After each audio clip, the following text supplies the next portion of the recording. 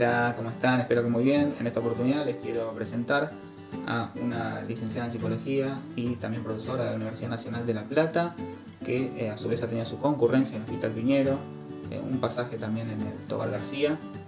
Hoy en día es docente de la UMSA en lo que es la Cátedra de Ética y Deontología Profesional y las prácticas profesionales supervisadas. A su vez, podríamos mencionar que tiene su recorrido clínico de largo trayecto con una formación constante en el área de niños y adolescentes, autismo, psicosis infantil y trastornos del neurodesarrollo. Es un privilegio contar con la licenciada Estela Mendoza. Hola, Estela. Bueno, el gusto es mío, Julián. Te agradezco mucho la invitación. Bárbaro, vamos a hablar un poquito de psicoanálisis y comienzo como suelo hacerlo en las entrevistas, abordando el tema de psicoanálisis y actualidad. Y cuando me refiero a actualidad, no solamente a estos últimos meses que hemos pasado con el tema de la pandemia, sino en los últimos años. ¿Cómo lo ves vos al psicoanálisis con respecto a otras teorías dentro del campo de la salud mental? ¿Y qué tendrías para decirme con respecto a esto? Si querés hacerme un recorrido de los últimos años o lo que a vos consideres en cuanto a vigencia del psicoanálisis también. Bueno, es un preguntón tu pregunta, ¿no? Es una pregunta amplia y una pregunta que se puede abordar desde distintas perspectivas. En mi parecer, el psicoanálisis tiene, por lo menos en la Argentina, digamos, en la zona donde ejercemos la práctica, una gran vigencia. El psicoanálisis está inserto en la práctica hospitalaria, está inserto en el trabajo dentro de la medicina gerenciada, está inserto en el discurso social. Sin ir más lejos, hoy salió un artículo en Yahoo que habla del músico Bruce Springsteen y él habla de lo bien que le ha hecho a su vida tormentosa la posibilidad de instalarse en un dispositivo que tiene que ver con el hablar. Así que me parece que eso sintetiza por lo menos lo que es mi parecer respecto de la vigencia, ¿no? Que alguien que no tiene nada que ver con el mundo académico, con el mundo estrictamente de las escuelas psicoanalíticas, pueda expresar esto, ¿no? Que su vida ha tenido un cambio de dirección a partir de que pudo, en transferencia con alguien, empezar a hablar, a poner en cuestiones importantes. Así que me parece que eso lo dice todo, ¿no? Yo creo que hay una vigencia de la teoría psicoanalítica, del pensamiento psicoanalítico, así como también nos encontramos con limitaciones, nos encontramos con tensiones con otros discursos, y creo yo, o al menos a mí me gusta pensarlo así, me parece que esa vigencia va a estar muy en relación con su capacidad de ser un interlocutor para otros discursos también. Parece que ese es el desafío para el psicoanálisis y para los psicoanalistas.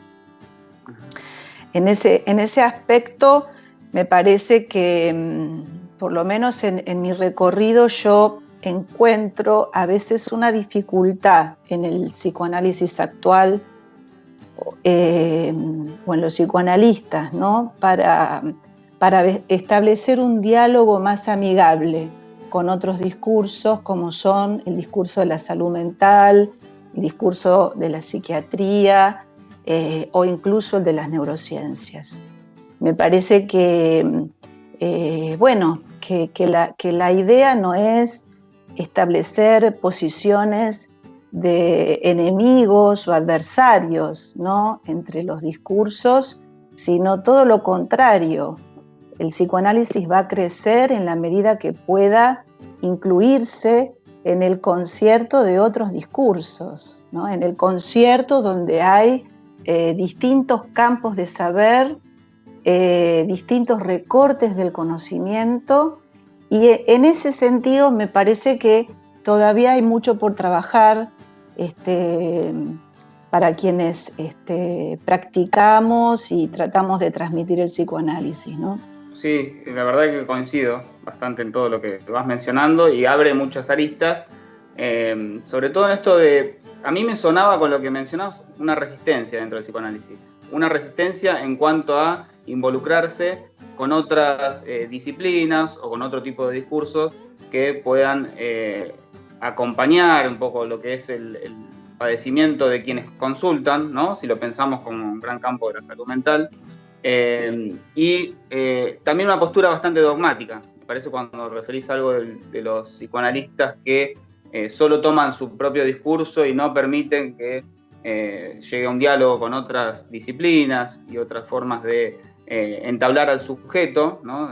Me parece que desde ese lugar viene. Y sí, yo creo que el psicoanálisis muchas veces se coloca en una posición, yo diría, hasta prejuiciosa de otras disciplinas, ¿no? Prejuiciosa en el sentido de partir de una idea del otro o de lo otro en función de, digamos, de una consideración un poco peyorativa de otros discursos, ¿no? Y entonces todo el resto es como si te dijera, para el psicoanálisis a veces pareciera que la psiquiatría dinámica, las neurociencias y todo lo otro fuera una misma cosa, ¿no? Las teorías cognitivo-conductuales, ¿no? Y me parece que en realidad el desafío es leer otras cosas, el desafío es ver un poco cómo piensan la subjetividad esas otras lenguas, ¿no? Porque en definitiva estamos para establecer ayudas e intervenciones para que las personas puedan vivir mejor.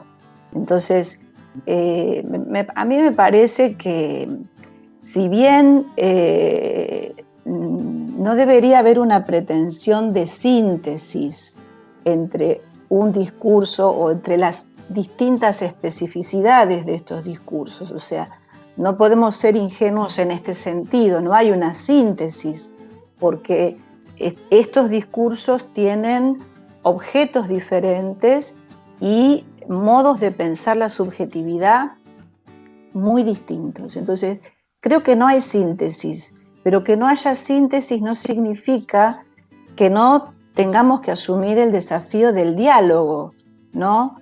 En definitiva, el campo del saber es un campo, del conocimiento es un campo fragmentario, es un campo donde cada uno tiene una partecita, una verdad a medias, una pizca de verdad para decir. Me parece que hay que pensarlo así, ¿no?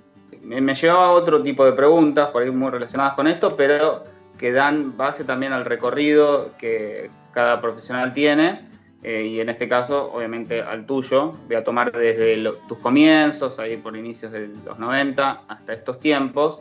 Me imagino que uno sale de la facultad con cierta formación, se recibe de psicólogo cuando es licenciado, porque en muchos casos hay psiquiatras también que ejercen el psicoanálisis y de otras áreas también, pero viene con la formación de psicología del título de grado, con una orientación por ahí en muchos casos, si es de la U o de la universidad pública, psicoanalítica, sobre todo en este país. Después te has encontrado, porque he investigado un poquito y has estudiado otras ramas, y también veo que hay un enfoque bastante abarcativo, no quedarse solo con el psicoanálisis, sino escuchar otros discursos. ¿Qué aportes has encontrado vos que ha tenido las neurociencias, por ahí una teoría cognitivo-conductual, para ejercer vos como profesional en tu clínica? Y por ahí es muy amplia la pregunta, pero desde este lugar sería, a ver, ¿qué encontramos nosotros, formados más en el psicoanálisis y leyendo siempre Freud y Lacan, en otras disciplinas, en otras áreas, en otros circuitos que no tengan tanto que ver con lo clásico del psicoanálisis. Bueno, para responder a tu pregunta, hay algunas cuestiones que tienen que ver con la relación con la práctica, con la clínica, y hay una parte de la respuesta que tiene que ver con los intereses personales, ¿no? Yo estudié en la facultad, en la Universidad de La Plata.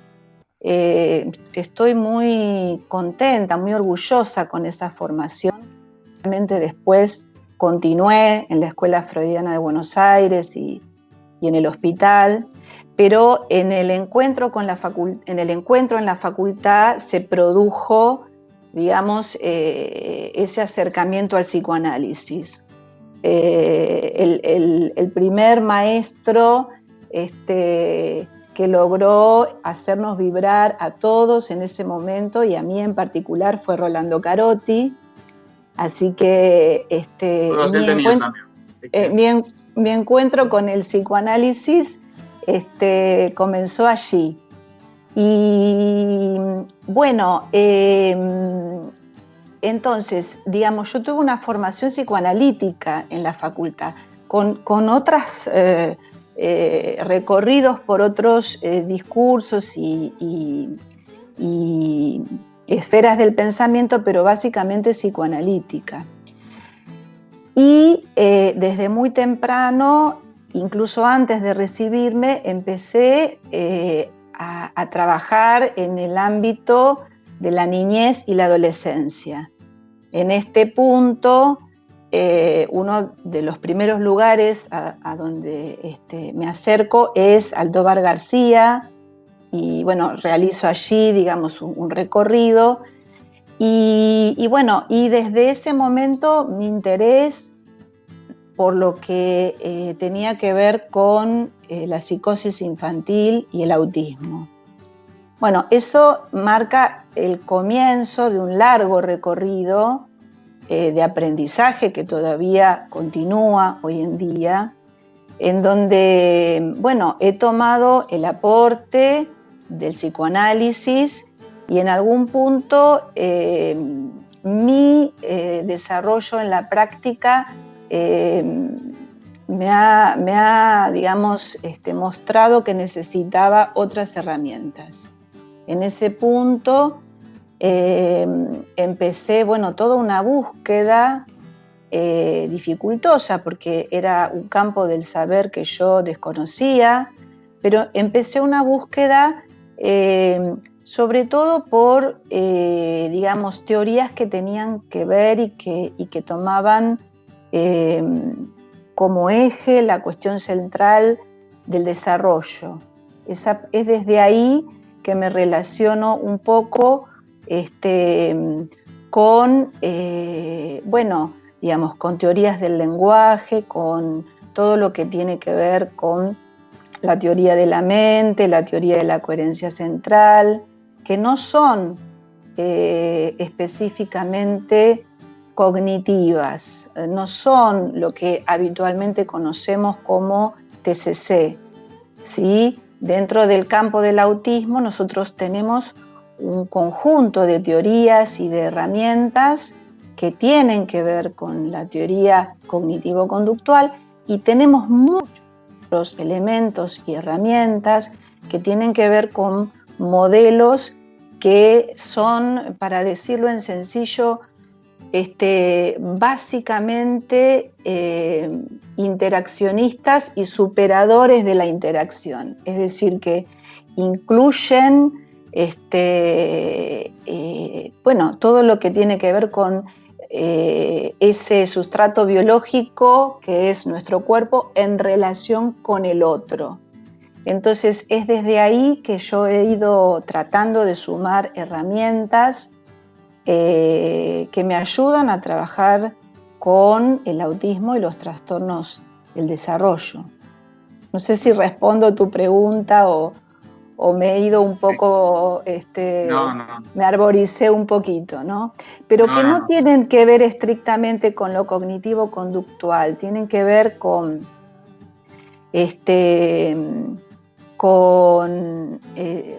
lo defino, digamos, al revés, ¿no?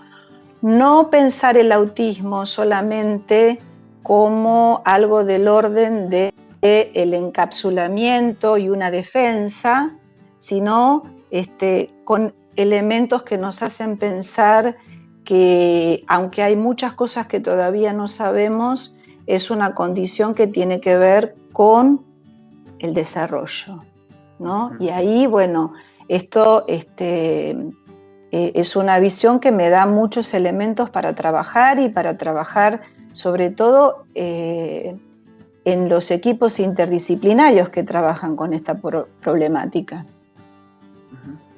Bueno, he visto que has hecho al menos 2 diplomaturas que tengan que ver con los trastornos del neurodesarrollo, ¿no? Y que es algo de lo que venís hablando. Ahí yo, ¿no? Por ahí más formado desde el psicoanálisis, encuentro que cuando tomamos el tema de neuro y desarrollo, ¿no? Y algo más de desarrollo del sujeto, con el psicoanálisis me cuesta como conjugarlo de alguna forma. ¿Me podés hablar un poquito de qué se trata esta formación que tenga que ver más con el neurodesarrollo y que pueda ser una vertiente muy interesante para trabajar en casos de autismo o psicosis infantiles, como mencionaste? ¿Cuál es la visión desde ese lugar? A ver, bueno, te cuento un poco donde yo voy pensando las cosas, ¿no? Mi práctica tiene que ver esencialmente con el trabajo con niños y adolescentes y bueno, muchas de mis inserciones en los distintos ámbitos han tenido que ver con situaciones de discapacidad, situaciones de enfermedad orgánica. Entonces, pero aunque digamos, el sujeto que es traído a consulta no tenga necesariamente una enfermedad orgánica, a mí me parece que siempre que uno se relaciona en la práctica con un sujeto en crecimiento, es muy importante, digamos, es sumamente importante tener una idea de lo que significa el desarrollo, los hitos del desarrollo, la secuencia del desarrollo, y de esta manera uno puede planificar y diseñar con las falencias y las limitaciones que tiene esta palabra diseño, obviamente, no, digamos, lo digo en un sentido humilde, ¿no? Pero entender por qué lado van a ir las ayudas o los soportes que uno puede darle a un niño en crecimiento, ¿sí? Entonces, desde mi perspectiva, esto no anula el hecho de pensar el niño en una situación de ubicación en relación al deseo de los padres, el niño más visto desde la perspectiva de la estructura, ¿no? Yo creo que para trabajar con niños hay que pensar en tiempos y estructura, las dos cosas, tiempos y estructura.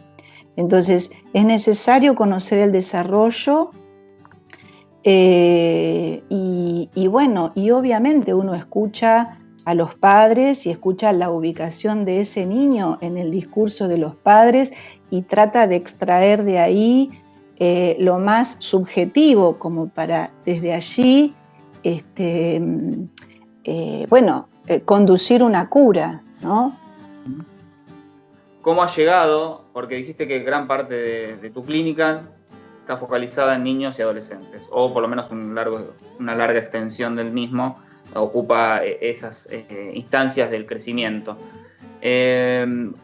¿Cómo fue tu interés o cómo llegaste vos a interesarte por empezar a atender a niños y adolescentes, digo, por sobre adultos, digo, por más que uno pueda tener la clínica de adultos, digo, hay algo de la selección propia de uno como analista de focalizarse en esas etapas, que son muy diferenciales, pero en algún punto hay algo que se puede conjugar de la misma manera, ¿no? Se escucha muchas veces adultos hablando como esos niños que fueron en alguna instancia, pero bueno, quería saber cómo llegaste también a formarte. Y bueno, de alguna manera tu pregunta ya encamina, ¿no? Un poco una respuesta. En el recorrido que se hizo en la facultad, en mi época, nosotros teníamos una práctica con niños, una cierta experiencia, íbamos al hospital y demás, pero la carrera estaba muy focalizada en lo que era el trabajo con adultos. Entonces, yo consideraba desde lo más consciente que ahí había una falta en el saber muy grande, que yo intentaba como de alguna manera salvar, y por eso, mientras estaba estudiando, fui al Tobar García para aprender de niños. Quería obtener más conocimientos de eso que yo sentía que habíamos visto poco en la facultad. Esa es la parte más consciente, Julián, de qué es lo que me llevó a empezar el recorrido en lo que tiene que ver con niños. Muchos años después, en realidad lo que yo creo es que es un deseo que anida en mi infancia, ¿sí? Que parte de mi infancia. Yo creo que es eso, y que tiene que ver con una determinada vivencia, una experiencia y un pensamiento de que las cosas pueden ser diferentes. Me parece que desde ese lugar es que puedo articular, ¿no?, lo que en un momento consideré una falta del saber académico, con algo que viene de mi propia historia, ¿no? Entonces, yo creo que esas dos cosas están en mi inclinación a trabajar con niños y con adolescentes, y eso se juega en cada día que yo trabajo con niños. Es decir, desde cómo intervengo, cómo pienso muchas cuestiones de la relación del niño con sus otros primordiales, la relación del niño con los juguetes, ¿no? Creo que hay una parte de mí que tiene todavía esto allí muy presente. Me gusta la literatura infantil, me gustan los juguetes, compro juguetes y cuestiones específicas que me parece que me sirven para trabajar con determinado niño, por ejemplo, hago una selección en ese sentido. Así que, bueno, creo que hay un deseo personal muy importante, ¿no? Se juegan todo eso, justamente hablando de juego. Y te voy a preguntar algo que por ahí va a costar hacer la introducción de la pregunta, pero por ahí llego a dar con el clavo. Digo, en algún punto vos te recibiste, tenías una gran formación de lo que tiene que ver con psicoanálisis y adultos, por ejemplo, una gran tendencia que ocupaba más a ese sector de la población, y después encontraste en lo que es la formación del Tobar García algo de las primeras atenciones con pacientes menores, ¿no?, con niños, con adolescentes, pero aún así eran tus primeros años, ¿no?, por ahí de recorrido, habían sido pocos años después de recibirte, y querías salvar las distancias, o encontrar las diferencias que vos puedas realizar con respecto a Estela, ¿no?, analista de niños y adolescentes en aquel entonces, pongámosle los 90, en ese sector, y hoy por hoy. ¿Qué diferencias encontrás en vos como analista, ¿no?, y en ese encuentro con los niños y los adolescentes, y a su vez en el motivo de consulta de ellos, ¿no? De los padres o de los chicos de esos entonces. Es abarcativa la pregunta, ¿no? Porque es un ida y vuelta y estamos haciendo un recorrido de mucho tiempo, pero me gustaría saber qué encontrás en cuanto a primeros encuentros y una acotada experiencia, y después con el paso del tiempo por ahí, y análisis propio, y después encontrar bien que el deseo estaba por ese lado, por ahí otra visión de lo que es la clínica de psicoanálisis y otras vertientes en estos tiempos. Bueno, antes de pasar a responderte directamente, quiero mencionar a alguien que es de quien soy deudora en la clínica con niños, que es una gran psicoanalista, que es Liliana Donzis, ¿no? Yo, ni bien me recibí y empecé, después del Tobar estuve en el Piñero, pero mientras estaba en el servicio del Hospital Piñero, era un servicio, digamos, con un fuerte sesgo psicoanalítico. Ahí tuvimos la oportunidad de conocer a grandes psicoanalistas. Y al mismo tiempo, yo tuve muchos años de supervisión y de grupo de estudio con Liliana Donzis. Ella, digamos, moldeó gran parte de lo que es mi recorrido, ¿no? Y me siento deudora de ella. En un sentido, hay una manera de escuchar que persiste a lo largo del tiempo y que tiene que ver con esa transmisión, ¿no? De Liliana Donzis, de poder. Hay muchos otros psicoanalistas importantes de niños, Silvina Gamsie, Alejandro Varela, bueno, Fuckelman. Pero bueno, poder situar cuando uno recibe a un niño en la consulta, cómo está ubicado en relación a la trama familiar, ¿no? A la situación de los deseos en la pareja parental, a qué lugar advino ese niño. Eso es algo que persiste, que lo aprendí en esos tiempos y que está absolutamente presente cuando yo hoy escucho una pareja de padres que vienen a consultarme o cuando escucho a un niño.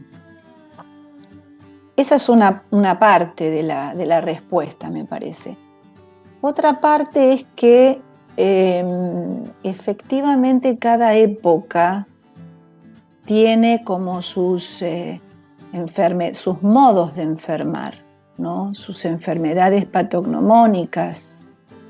Y en este sentido el malestar se reviste, se viste, se toma determinadas vestiduras, valga la redundancia, de cuestiones que tienen mucho que ver con la época. Entonces, a mí lo que yo escucho, pero bueno, también está sesgado por mi oído, ¿no? Lo que puedo apreciar es que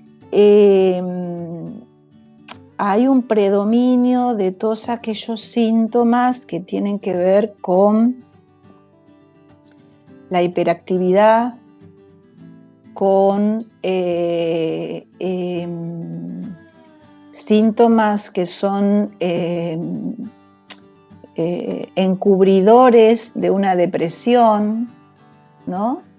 En general, en la niñez no se observa la depresión como en los adultos, se observa más como manifestaciones de ansiedad, pero cuando uno mueve un poco la cuestión ve que en el fondo hay por ahí una gran soledad o una gran tristeza.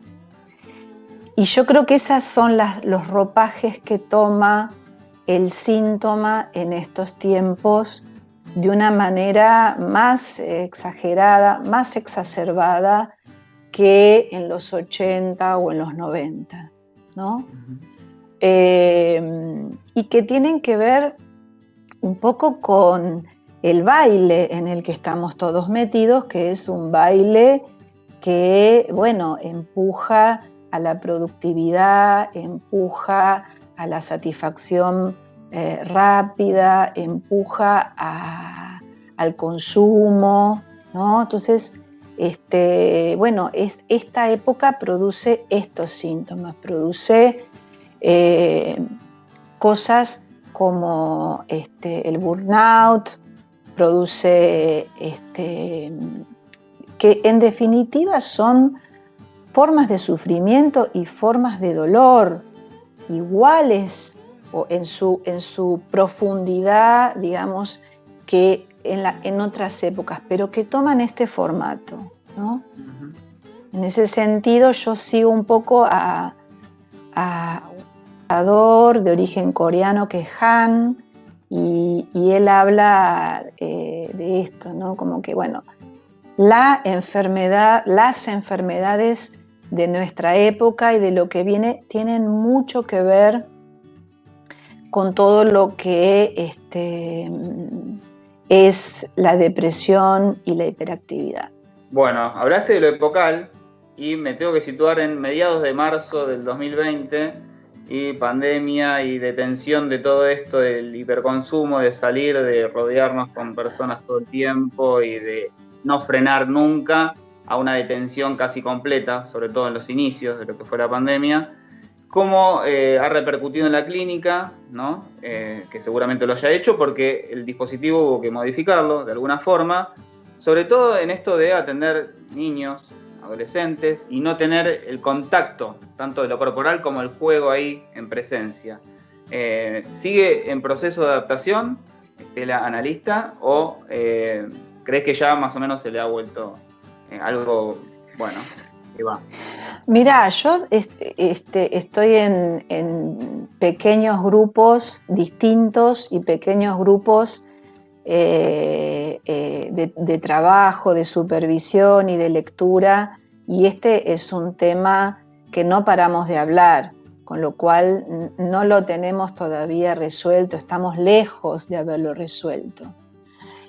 Y bueno, muchos de nosotros no resistimos un archivo, porque si antes del marzo del 2020 yo tenía una negativa tajante a atender en forma virtual o atender gente de otros países, por ejemplo, que bueno, que son argentinos, en algún momento fueron pacientes míos y después de mucho tiempo por ahí consultan, ¿no? Bueno, la verdad es que yo me negaba absolutamente a todo eso. Una vez que se produjo, bueno, el decreto del aislamiento preventivo, tuvimos, creo que unos cuantos de nosotros, un tiempo de desconcierto, de enojo, digamos, de sentimientos encontrados, pero la realidad es que eso duró poco. Digamos, ese primer sentimiento de creer que no íbamos a poder atender, ¿no? Y hoy en día estamos atendiendo, estamos trabajando la mayoría, muchas horas por día, y hemos aprendido más o menos a manejar las distintas plataformas. Hemos aprendido, en el caso de niños, a utilizar otras cuestiones como el compartir pantalla, ¿no? O otras herramientas que nos permiten que el juego continúe con ellos, porque la idea es esta, que el juego continúe y que si lo pasamos al lenguaje de los niños, ¿no? Ya que estamos hablando de niños, que este gran monstruo que es el COVID no amenace la posibilidad de seguir jugando. Parece que frente a esto, bueno, hacemos muchas cosas, ¿no? Nos ponemos una nariz de payaso, nos ponemos un sombrero, digamos, a veces no, a veces dialogamos simplemente, a veces intercambiamos un dibujo. Yo, al menos en mi práctica, he encontrado algunas dificultades, algunas anécdotas, ¿no? Pero no ha habido una imposibilidad de continuar con esta, digamos, relación transferencial. Me refiero a anécdotas porque, bueno, vos sabés que los chicos por ahí están hablando con vos y por ahí se van para otro lado y vos te quedás en la pantalla esperando que vuelvan, ¿no? Y entonces hay allí un juego de fordá, de aparecer, desaparecer, instrumentalizar al otro, que es el analista, que es interesante, ¿no? Cómo se da a partir del uso de las pantallas. Pero creo que, bueno, que la apuesta es a que la cosa continúe y que podamos tolerar con la mayor dignidad posible esta adversidad que es la situación de la pandemia, ¿no?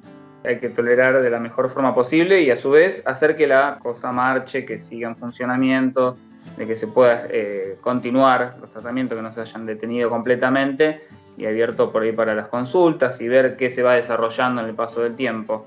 Desde el área clínica es eso. Y desde otra vertiente que me gustaría consultarte, que por ahí no está puntualmente relacionado con el tema que estamos hablando ahora, pero es la docencia, ¿no? Porque, bueno, tenés un recorrido en la docencia en cuanto a transmisión de un saber o de algo que uno puede haber experimentado y ubicarse en esos lugares. Hablaste de dos referentes que tuviste vos en tu profesión, de acuerdo primero en la instancia más de formación teórica y luego en la práctica misma, Rolando Carotti y Liliana Donsis. Y esta pregunta va dirigida a vos. Digo, yo sé que vos das clases, que estás siempre en la instancia de formación de alumnos y de recibidos también, obviamente, en sus primeros años de formación. ¿Cómo preparás vos tus clases y a su vez cuál es tu postura en cuanto a la transmisión de un saber? Digo, si tiene algún lineamiento particular que tomás de estos referentes o vos fuiste como construyendo tu propia línea de maestra, profesora, docente, etcétera. Bueno, y ahí hay un ida y vuelta, ¿no? Entre cómo uno percibió la transmisión de grandes analistas y me quedo corta en los nombres, ¿no? Porque tengo que nombrar a Miriam Frattini, tengo que nombrar a Benjamín Dom con todo el cariño y el amor que les tengo por cómo han sido como maestros, ¿no? Como en su humanidad y en su transmisión del psicoanálisis. Entonces, esto está presente un poco en el estilo que uno tiene cuando comparte con otros algo de su experiencia.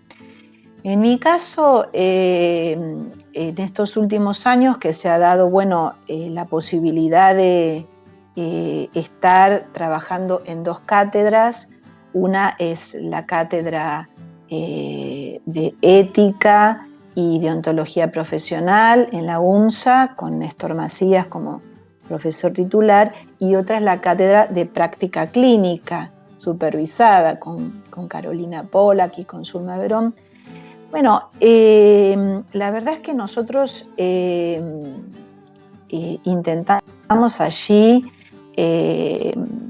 hacer una transmisión en el sentido de nuestra práctica clínica y lo que nosotros entendemos que es el psicoanálisis. Bueno, nosotros en la materia ética y de ontología profesional en la carrera de psicología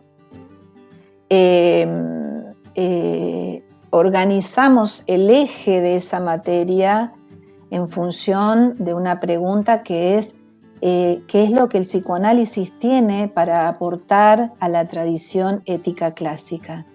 Y en ese sentido, la transmisión no es una transmisión desde el dogma. Si bien hacemos un recorrido por lo que es, digamos, la filosofía clásica, la historia, algunos contenidos de la historia del pensamiento necesarios, pero es una materia profundamente reflexiva, ¿no? Y allí nos situamos como nos caracteriza, como somos desde la pregunta, más que desde la respuesta absolutamente completa, ¿no? Y por otro lado, bueno, preparamos esas clases con un gran aprendizaje de parte nuestra. Bueno, cuando preparamos estas clases estudiamos mucho, la verdad es que estudiamos mucho, la preparamos con anticipación y tratamos de siempre acompañar esa clase o que forme parte de la clase a algún recorte de la cultura, que a veces puede ser un texto literario, a veces es una película, a veces es un capítulo de una serie, ¿no? Y tratamos de hacer dialogar el psicoanálisis con esa producción de la cultura. Me parece que es una transmisión, en el sentido que uno también transmite esa falta en el saber, ¿no? Lo transmite más como pregunta que como respuesta.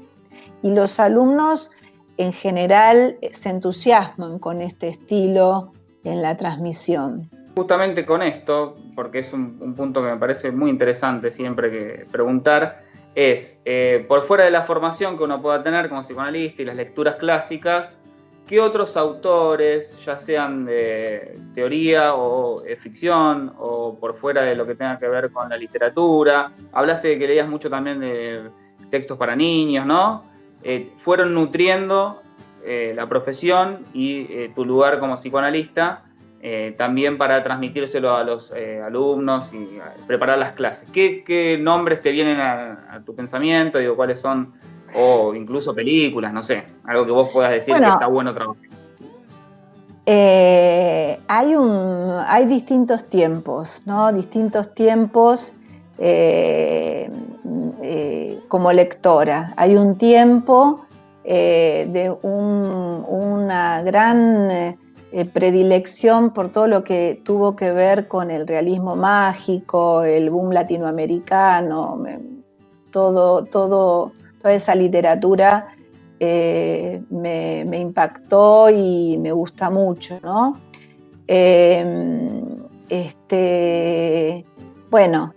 Cortázar, García Márquez, Clarice Lispector, bueno, eso es una literatura a la que cada tanto vuelvo. Y eso es un tiempo. Después, si me tengo que remitir a la última, a los últimos meses, estamos tratando de trabajar con algunos colegas sobre el tema del mal. Y en este sentido estamos leyendo, por ejemplo, a un autor como es Bataille, y que hace un recorrido sobre el tópico del mal en la literatura, ¿no? Y toma distintas obras de la literatura y analiza la cuestión del mal allí. Y bueno, un filósofo que es Safransky, que también tiene todo un desarrollo sobre el tema del mal, un psicoanalista que es Luis Seguí, y da cuenta un poco de lo que él piensa que es la relación entre el goce y el mal.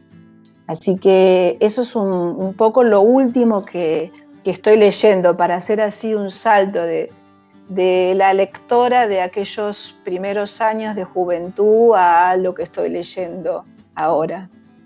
Y yo creo que la literatura nos acerca mucho y de una manera muy amigable y muy placentera a lo que es entender algo de la condición humana. Entonces, en ese punto me sirve mucho esta articulación entre lo que pienso desde el psicoanálisis, lo que pienso de determinados tópicos del psicoanálisis y cómo alguien me acerca una temática que está en relación con eso, que es bastante similar acerca de la condición humana, pero digamos con otro discurso, ¿no? Me parece que la literatura habla de la condición humana y en ese sentido tanto Freud como Lacan fueron grandes lectores, ¿no? Si uno ve la relación de Freud con la literatura, es una relación muy rica, muy extensa, muy prolífica. Así que creo que, bueno, que el ejemplo lo tenemos allí, ¿no? Bien, y ya para finalizar, hablando de Freud y Lacan, obviamente hay que tocarlos en algún punto, son necesarios dentro del psicoanálisis, volver a ellos. ¿Encontrás alguna clase por ahí del seminario de Lacan o algún escrito de Freud o algún texto desarrollado que vos consideres que ahí se encuentra gran parte de su obra o muy nutritivo, que vos puedas decir, siempre vuelvo a este texto, ¿no? Siempre vuelvo a esta clase del seminario 4X, que vos consideres que está más cercano a vos que por ahí a otros profesionales, ¿no? Que a uno le tocan con algún punto de interés más llamativo. Bueno, me pasan cosas diferentes respecto de Freud y Lacan, ¿no? Freud tiene una escritura a la que es más fácil volver a cada rato y bueno, leerlo y bueno, es placentero, es amigable en un estilo que invita. Y hay muchos textos freudianos, varios textos que son para mí centrales. Podría decir, pues, si me acorralás y me forzás, ¿no?, a decir uno, bueno, creo que más allá del principio del placer, ¿no? Es uno de los textos que bueno, que... Podés decir varios igual, Estela, ¿no? ¿Puedo decir varios? Todo lo que vengan, sí. Obviamente nunca es uno solo. Bueno, hay recortes del proyecto de psicología para neurólogos que para mí son brillantes, ¿no? Todo el trabajo sobre Das Ding me parece impresionante. Y vos sabés que, por ejemplo, uno de los pensadores que se considera el padre de las neurociencias, Kandel, menciona este texto y dice que Freud es quien llegó a una concepción de la mente, bueno, digamos, que es la concepción más importante del siglo XX. O sea que, no sé si sabías eso. No sabía, ¿no? Pero es un gran dato. Ahí se tocan las neurociencias de psicoanálisis. Claro que sí. Una explicación de lo psíquico.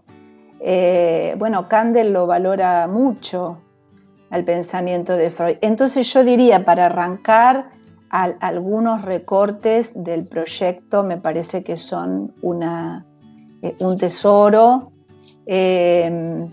Todos los textos que tienen que ver con la fantasía, la ficción, ¿no? El poeta y la fantasía, bueno, pegan a un niño, lo que tiene que ver con la relación entre la pulsión y la ficción, ¿no? Y bueno, por supuesto, más allá del principio del placer, y podría continuar, ¿no? Podría continuar. Y bueno, y después el recorrido de Lacan es un recorrido más arduo, ¿no? Uno lleva un tiempo largo leer, entender, poder dar cuenta de eso con las propias palabras, articularlo con la clínica. Es un recorrido más difícil. Yo te diría que a mí hay dos momentos que me gusta rescatar. Uno que es estrictamente con lo que trabajamos en la cátedra, que es el seminario de la ética. Es un seminario que a mí me gusta mucho. Si bien Lacan no estaba del todo satisfecho y del todo feliz, como que consideraba que habían quedado muchas cosas por decir, a mí me parece de una riqueza enorme, ¿no? Ese seminario es un seminario que uno lo puede leer, se puede acercar más fácilmente. Después hay otro punto que es la articulación entre el seminario 19 y el 20, que es cuando hay un nuevo giro, hay un giro muy importante en el pensamiento de Lacan y que tiene que ver, bueno, obviamente con una nueva concepción de los goces, del goce, y bueno, eso me parece imprescindible, me parece necesario trabajarlo a pesar de todo lo difícil que me resulta, ¿no? Y después, bueno, hay otros textos, Lacan no tiene muchos... hay otro texto que es interesante para pensar la clínica con niños, que es lo que se llamó Dos notas sobre el niño, ¿no? Y allí dice, son dos hojitas, son dos carillas, pero dice cosas realmente muy valiosas. Habla del niño, de la importancia del niño como adviniendo a un deseo que no sea anónimo, ¿no? Es decir, que el deseo de los padres de algún modo tiene un nombre y apellido cuando se trata de un niño. Bueno, eso es interesantísimo. Y dice algunos otros conceptos que son muy claves para pensar la clínica con niños. Ha sido un gran placer tenerte, Estela, hoy. Es un enorme placer escucharte, muy agradable, y está bueno seguir escuchando analistas con recorrido. La verdad que es un privilegio. Te agradezco. No, te agradezco yo a vos, y realmente es un deleite escuchar las entrevistas, y realmente hay muchos grosos en tus entrevistados, ¿eh?